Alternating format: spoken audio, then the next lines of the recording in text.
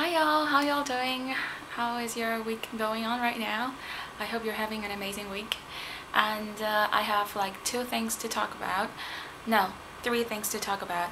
First of all is how we're addressing our country. I made a status on my page, and there is a reason why I make these kind of questions on my page is because I want you guys to debate. And when I say debate, it is not fighting. It is not trying to, you know, talk trash about people and swearing or anything like that. But it's more like with facts and figures, talking about how you really feel, what you want to call, so on. But for me, either Union of Myanmar or Burma, it's the same because we are one. And another thing is, I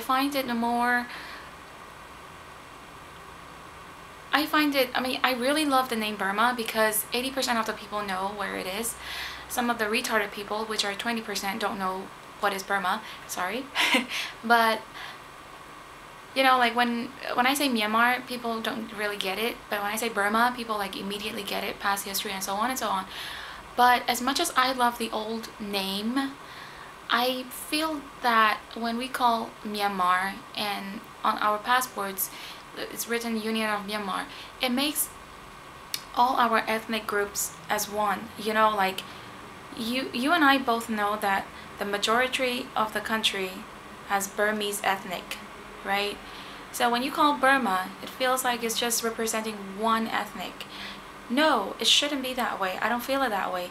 I feel Union of Myanmar brings that name, under that name, brings all our ethnic groups, all our different ethnic groups, and we stand as one because we are one. We have different states, different culture in each state, different landmarks in each state, but as one we become Union of Myanmar. So I feel that from my personal feeling, I feel Union of Myanmar is a good way of saying it. And of course, for those who have no idea what Myanmar is, it's Burma for you. And that's my opinion. And another thing is, I had like two friends were talking about YouTube and so on. So they were like, "Oh, Winnie, I heard that you have a YouTube channel." So I was like, yeah, sure.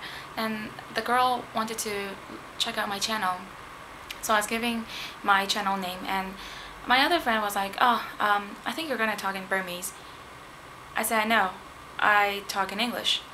And he was like, "But I thought it's for your people. Why would you speak in English?" And there is a huge reason why I'm speaking in English, because I want, you know what, like when I speak in English, people are like, "Oh my gosh, you can speak really good English." But you can do it too. That's my point. You can do it too. Especially for my people, you can do it too. That is the reason why most of the time, I talk my clips in English. It's because I got inspiration from a lot of other different people. I got inspiration from a lot of other bloggers, YouTubers, and all my friends around me. I got lots of inspiration. I take that inspiration, I create it on my own again. For example, my nail arts. I really enjoy doing my nail arts, and I always get the inspiration from the tutorials on YouTube, and I try to make it, and it does come out quite nice.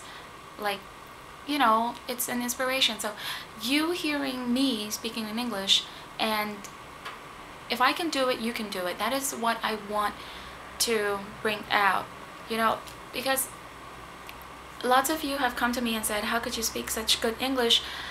Simple answer: American movies. I watch Hollywood like for all my life, 20 years, and yeah. If I were watching British movie, I would sound different, I think. But it's movies, songs, and the guts to speak. It doesn't come easily. It doesn't come naturally because it's foreign language. It's a second language.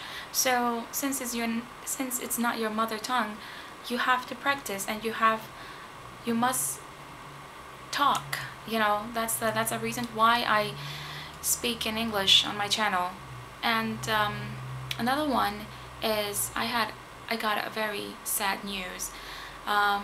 One of my friend who is studying, he's younger than me, but I mean, anyway, he got bullied. He is studying in England, and he got backstabbed at work. He's a full-time student, so he's just doing part-time. And you know, someone go and complain the manager saying he goes to the toilet a lot of time. So the manager came to him and say like, don't pee too much. And for me, I find it like it's so weird. So this is unacceptable. Like, what do you expect? Like, if a person has, what I mean, kind of sickness or illness, you know, sometimes they do have to go to the toilet, because it's not that they want to, because they're sick, so they have to go to the toilet. As a manager, like, you can't just draw a line from whosoever someone come and say to you. You can't do that. You have to, as a leader, you have to look and see, and then if it is really happening, then you can say something. You know, like, people just pass judgment so easily, and the kid find it very hard to accept it. You know, like, he feels sad, because I can understand he is living abroad, like very far away from the parents, and he is working, and he is also studying. You know, how many of us have to go through this? Like, does kids really have to go through this? Like, it's really unfair. But I told him, like, not to give up, because you know, people will strike you down, people will come into your life, strike you down, you will be torn into pieces, but take that energy, suck it up, and make your dreams even come true harder. You know, push forward, take that energy, put into yourself, and move forward, push it forward, because that's where the stronger, I mean, when you bend so much until you break, you're the strongest thing ever. You should understand it. Not a lot of people dare to break. They're scared to get out of their own comfort zone. So people come into your life, they torn you apart, and you can cry, you can bend down, you can cry, you can be like, you know, as how could I say it? I don't even have words. You can be broken down, but at the same time, take that energy, take it back inside you, and move it. Push yourself forward to become a better person, and to achieve your dreams even more harder. You know what I'm saying? Like, I didn't get a really good 10th grade marks when I finished my high school, but when I took out my marks from the office and walked back home, along the way I cried. I cried along the way walking back to my home. I cried really hard when I got back home, but I didn't let that event break me down. Yes, I know 10th grade is the point where they determine where your life is going to go, but I didn't break down there. I suck it up and I say, I'm going to do even harder. I'm going to push myself even harder, and then I'm going to try to achieve my dreams no matter what. I am going to go to abroad one day.